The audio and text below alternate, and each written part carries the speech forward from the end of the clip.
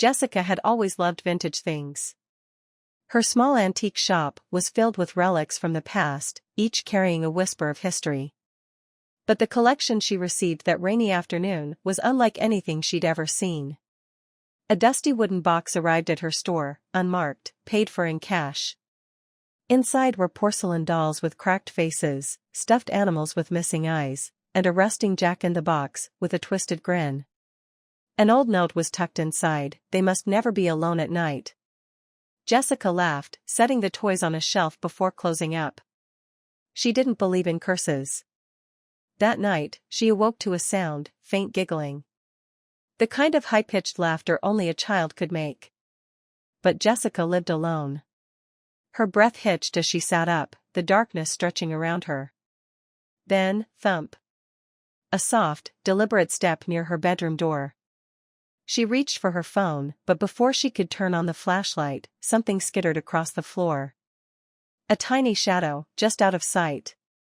Jessica's pulse hammered. Slowly, she turned on the bedside lamp. The room was empty. Then she saw it. The jack-in-the-box sat on her dresser, though she had left it in the store. The handle spun by itself, creaking with age. Pop goes the weasel. The lid flung open, and a grotesque clown head shot out, its hollow eyes locked onto her. Jessica screamed and knocked it to the floor.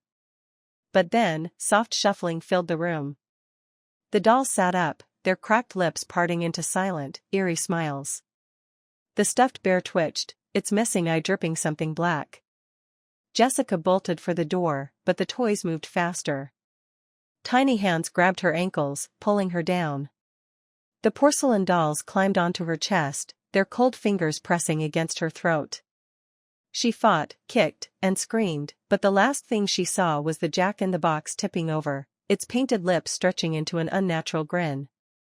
Morning came and the antique shop opened as usual. But Jessica was gone.